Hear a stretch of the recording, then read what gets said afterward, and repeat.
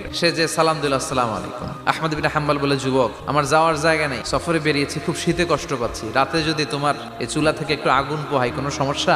যুবক বলে, না না, সমস্যা না, আহলান ওয়া সাহলান, বসে আমদের আসেন আসেন, আপনি আগুন পোহাইলে আমার সমস্যা কি? আল্লাহ শুকরিয়া করে উনি বসলেন আর আগুন পোহাচ্ছেন। আর খেয়াল করলেন, যুবক রুটি বানায় আর পরে আস্তাগফিরুল্লাহ, রুটির দলা বানায় পরে আস্তাগফিরুল্লাহ, খামির বানায় আর পরে আস্তাগফিরুল্লাহ, খালি এইটাই পড়তেছে। ইমাম আহমদ ইবনে হাম্বল তো অবাক, কিরে এটা আবার কেমন যুবক, খালি আস্তাগফিরুল্লাহ। উনি প্রশ্ন করলেন, যুবক, ঘটনা কি? আসার পর থেকেই তোমার দেখতেছি তুমি রুটি বানাও, রুটি বিক্রি করো আর পড়ো আস্তাগফিরুল্লাহ।